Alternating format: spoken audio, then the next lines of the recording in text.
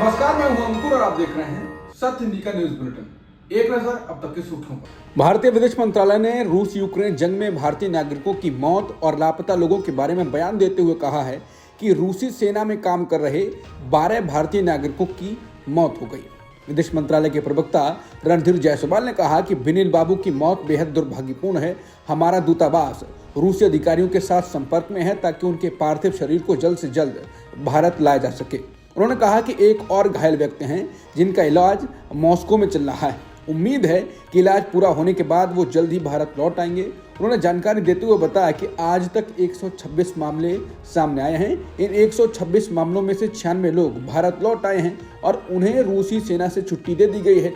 विदेश मंत्रालय के मुताबिक रूसी सेना में 18 भारतीय नागरिक बचे हैं और उनमें से 16 लोगों का कोई अता पता नहीं है। रूसी पक्ष ने उन्हें लापता बताया है। बयान में आगे कहा गया है कि हमें बचे हुए लोगों की शीघ्र रिहाई और स्वदेश वापसी की मांग कर रहे हैं। राहुल गांधी शनिवार को पटना जा रहे हैं। वो बापू सभागार में सिविल सोसाइटी द्वारा आयोजित संविधान सुरक्षा सम्मेलन में भाग लेंगे। फिर प्रदेश कांग्रेस मुख्यालय सदाकत आश्रम में कार्यकर्ताओं को संबोधित करेंगे। राहुल गांधी के आगमन को लेकर प्रदेश कांग्रेस मुख्यालय सदाकत आश्रम को सजाया जा रहा है। कांग्रेस प्रवक्ता राजेश राठौड़ ने बताया कि राहुल गांधी आगामी बिहार विधानसभा चुनाव को देखते हुए कांग्रेस के कार्यकर्ताओं के बीच जीत का मंत्र देंगे। कार्यकर्ता सम्मेलन में शामिल होने के लिए प्रदेश के सभी जिलों से कांग्रेस के वरिष्ठ कार्यकर्ता पहुंच रहे हैं। वहीं राहुल गांधी के दौरे को लेकर कांग्रेस कार्यकर्ताओं ने स्वागत में शहर में जगह जगह पोस्टर लगाए, लेकिन पटना प्रशासन ने कांग्रेस के कई पोस्टर हटा दिए। पटना प्रशासन का कहना है कि पोस्टर अवैध रूप से लगाए गए थे। कांग्रेस ने इस कार्रवाई का विरोध किया। कांग्रेस का आरोप है कि राज्य सरकार राजनीतिक बदला ले रही है। बता दें, बिहार में इस साल चुनाव हैं। राजनीतिक सरगर्मी अभी से बढ़ी हुई है। बिहार में इस बार राजनीति में कुछ बदला सा रूप है। बीजेपी के साथ नीतीश कुमार हैं, लेकिन इनके ऊपर बीजेपी को भी भरोसा नहीं है। बीजेपी बड़ा भाई बनना चाहेगी और नीतीश को छोटा बनाएगी। बिहार विधानसभा चुनाव में सीटों की दावेदारी को लेकर एनडीए में खटपट की नौबत आ गई है। शुरुआत हम सेक्युलर के संरक्षक व केंद्रीय मंत्री जीतन राम मांझी की डिमांड से शुरू हुई। उन्होंने कहा कि हमें कम से कम 20 सीटें चाहिए। हमारे कार्यकर्ता तो 40 सीट चाहते हैं। हालांकि जीतन राम मांझी की इस डिमांड पर अब बीजेपी की तरफ से प्रतिक्रिया भी सामने आई। अब ऐसे में एनडीए के अंदर सीट शेयरिंग को लेकर खलबली मची हुई है। दरअसल इस मामले में प्रदेश बीजेपी अध्यक्ष दिलीप जायसवाल की तरफ से जो जवाब दिया गया, उससे ऐसा लगता है कि एनडीए के अंदर सीट शेयरिंग को लेकर अभी भी तालमेल में बहुत कमी है। दिल्ली चुनाव में कांग्रेस पार्टी करीब 2 हफ्ते में अपनी पूरी ताकत झोंकने वाली है। सूत्रों के मुताबिक करीब 1 दर्जन सीटों पर, करीब 18 सीटों पर राहुल गांधी की पदयात्रा की रणनीति बनाई जा रही है। वहीं 5 बड़े वादों वाले गारंटी कार्ड की 25 लाख कॉपी बांटने की तैयारी चल रही है।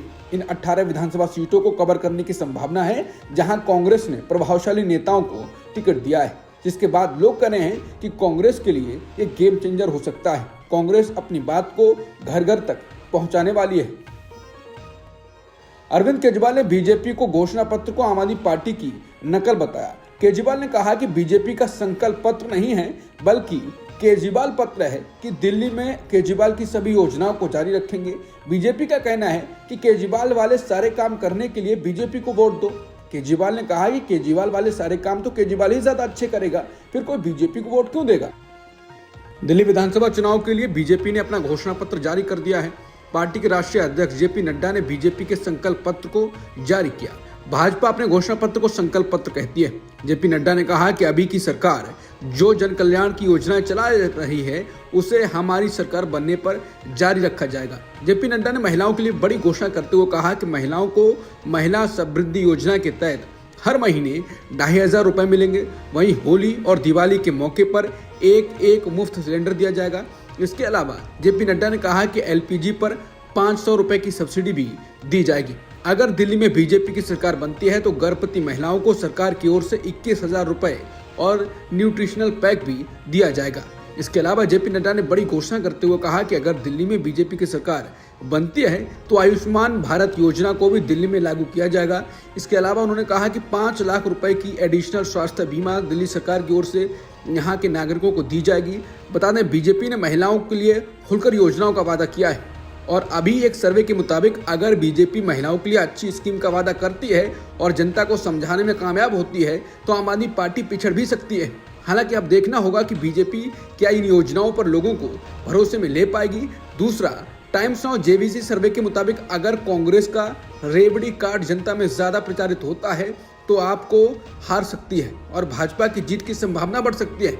इस परिस्थिति में आपको 27 से 33 सीटें, भाजपा को 37 से 41 सीटें और कांग्रेस को 0 से 2 सीटें मिल सकती हैं। कांग्रेस के हाथ में भी कुछ जा सकता है। बीजेपी ने दिल्ली में सरकार बनने पर अटल कैंटीन चलाने की घोषणा की। जेपी नड्डा ने कहा कि अगर बीजेपी की सरकार बनती है तो हम 5 रुपए में लोगों को मुफ्त भरपेट भोजन खिलाएंगे। कैंटीन का नाम अटल कैंटीन होगा और झुग्गियों के आसपास इसे खोला जाएगा। जेपी नड्डा ने कहा कि हमारा वादा निभाने का ट्रैक रिकॉर्ड 99% रहा है। उन्होंने कहा कि पार्टी ने 2014 में 500 वादे किए थे, जिसमें से 499 वादे पूरे कर लिए हैं। उन्होंने कहा यह दिल्ली के विकसित होने की नींव का संकल्प पत्र है। जेपी नड्डा ने कहा कि दिल्ली में बीजेपी सरकार बनने पर वरिष्ठ नागरिकों को 3000 रुपए की पेंशन भी दी जाएगी। दिल्ली के पूर्व मुख्यमंत्री अरविंद केजरीवाल ने दिल्ली मेट्रो में छात्रों को रियायत देने के लिए प्रधानमंत्री मोदी को पत्र लिखा। अरविंद केजरीवाल ने पत्र में लिखा है कि दिल्ली के छात्र स्कूल और कॉलेज जाने के लिए बड़े पैमाने पर मेट्रो पर निर्भर हैं। उन्होंने पत्र में लिखा है कि छात्रों पर वित्तीय बोझ कम करने के लिए मैं दिल्ली मेट्रो में छात्रों को 50% की रियायतें देने का प्रस्ताव रखता हूं। दिल्ली मेट्रो दिल्ली सरकार और केंद्र सरकार के 50-50 सहयोग की परियोजना है, इसलिए इस पर होने वाले खर्च को दिल्ली सरकार और केंद्र सरकार आधा आधा वहन करें। उन्होंने इस चिट्ठी में यह भी लिखा है कि वो छात्रों के लिए बस यात्रा पूरी तरह मुफ्त करने की योजना बना रहे हैं। अरविंद केजरीवाल ने पीएम मोदी से प्रस्ताव पर सहमति व्यक्त करने की उम्मीद जताई। बता दें दिल्ली में 5 फरवरी को विधानसभा चुनाव होने हैं, नतीजे 8 फरवरी को आएंगे। कांग्रेस सांसद और लोकसभा में नेता प्रतिपक्ष राहुल गांधी गुरुवार देर रात एम्स पहुंच गए। इस दौरान उन्होंने अस्पताल के आसपास सड़कों, फुटपाथों और सबवे पर ठहरे मरीजों और उनके परिजनों से मुलाकात की। अव्यवस्था को लेकर राहुल गांधी नाराज हो गए और उन्होंने केंद्र और दिल्ली सरकार पर निशाना साधा। कांग्रेस की ओर से वीडियो और फोटो पोस्ट कर लिखा गया है कि इलाज के लिए महीनों का इंतजार, असुविधा और सरकार की असंवेदनशीलता ये आज दिल्ली एम्स की सच्चाई है।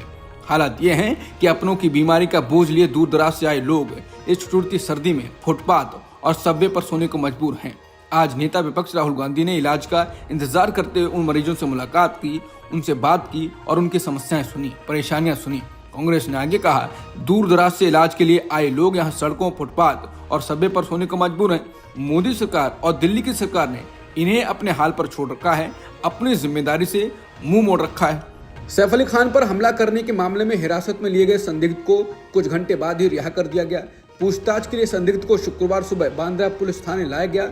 हालांकि पुलिस ने कहा कि पूछताछ के लिए बांद्रा पुलिस थाने लाए गए व्यक्ति का सैफ अली खान पर हमले के मामले में कोई संबंध नहीं है। सैफ अली खान पर हमले के मामले में अभी किसी को हिरासत में नहीं लिया गया है। अभिनेता पर हमले के बाद से ही हमलावर को पकड़ने के लिए मुंबई पुलिस अभियान चला रही है। बॉलीवुड अभिनेता सैफ अली खान पर बुधवार देर रात उनके घर में घुसे एक व्यक्ति ने चाकू से हमला किया, जिसके बाद उन्हें अस्पताल में भर्ती कराया गया। सैफ अली खान पर हुए हमले के बाद मुंबई सरकार पर, वहां की सुरक्षा व्यवस्था पर विपक्षी दलों के नेता लगातार हमले कर रहे हैं।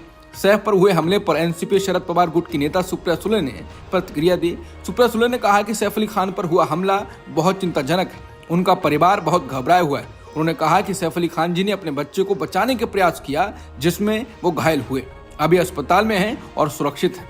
सुप्रिया सुले ने कहा कि मेरी मुंबई के पुलिस कमिश्नर से बात हुई है, वहां की स्थानीय पुलिस से भी मैंने बात की। उन्होंने कहा कि घटना के बाद से वहां पर पुलिस मौजूद है, इस घटना में जो भी शामिल है उसे जल्द पकड़ लिया जाएगा। परिवार की सुरक्षा की जिम्मेदारी मुंबई पुलिस की है। मोदी लगातार जजों को तोहफा दिए जा रहे हैं, लेकिन उन जजों को जिन्होंने मोदी को और बीजेपी को जज नहीं किया और मोदी को उनके फैसले पसंद आए। अब सुप्रीम कोर्ट के पूर्व जज जस्टिस अरुण मिश्रा को फिर से तोहफा दिया गया है। उनको अब भारतीय क्रिकेट कंट्रोल बोर्ड यानी बीसीसीआई ने लोकपाल नियुक्त किया है। वो इसके अलावा नैतिक अधिकारी के रूप में भी कार्य करते नजर आएंगे। बता दें, अमित शाह के बेटे और अब आईसीसी के चेयरमैन जय शाह ने जब पिछले साल दिसंबर में बीसीसीआई का सचिव पद छोड़ा था, ऐसे में बीते रविवार बोर्ड ने स्पेशल जनरल मीटिंग बुलाई थी। इस मीटिंग में नए नाम डिसाइड किए गए हैं। बता दें, इससे पहले अरुण मिश्रा को राष्ट्रीय मानवाधिकार आयोग का अध्यक्ष बनाया गया था। मालूम हो कि अरुण मिश्रा जब सुप्रीम कोर्ट में जज थे, तभी उन्होंने पीएम मोदी की एक मंच से तारीफ के पुलंदे बांध दिए थे। उन्होंने कहा था कि वो पीएम मोदी को बहुमुखी प्रतिभा का व्यक्ति मानते हैं, जो वैश्विक सोच रखते हैं और स्थानीय स्तर पर काम करते हैं। तो ये बात साधारण नहीं लगती है उन्होंने पीएम मोदी को अंतर्राष्ट्रीय दूरदर्शी व्यक्ति कहा था। बता दें, साल 2019 में सीनियर एडवोकेट दुष्यंत दुबे ने सीजेआई रंजन गोगोई को चिट्ठी लिखकर पूछा था कि अडानी समूह से जुड़े मामले जस्टिस अरुण मिश्रा की अदालत में क्यों लिस्ट किए जा रहे हैं। वहीं जस्टिस मिश्रा ने उज्जैन के महाकालेश्वर मंदिर मामले में आदेश दिया था कि शिवलिंग पर शुद्ध दूध चढ़ाया जाए। मंदिर कमेटी से कहा गया कि वो भक्तों के लिए शुद्ध दूध का इंतजाम करेंगे और ये सुनिश्चित किया जाए कि कोई भी अशुद्ध दूध शिवलिंग पर ना चढ़ाए। अब उनको बीसीसीआई का लोकपाल बनाया गया है। मालूम हो कि बीसीसीआई क्रिकेट में सबसे अमीर बोर्ड है।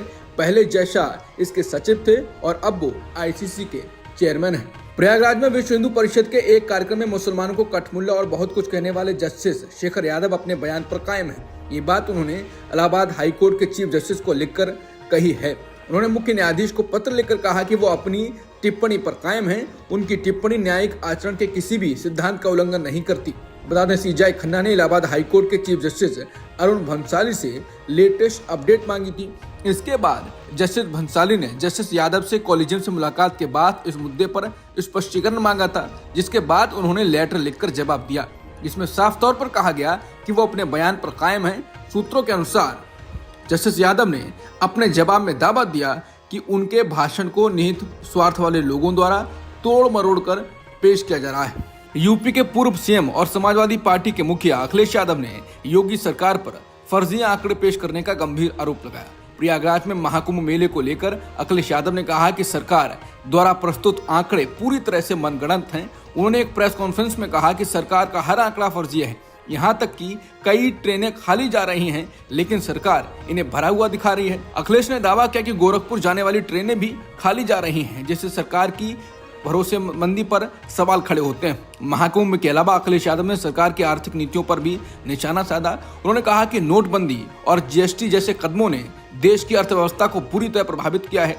अखिलेश ने कहा कि नोटबंदी के समय दावा किया गया था कि इससे काला धन खत्म हो जाएगा, लेकिन भ्रष्टाचार और बढ़ गया।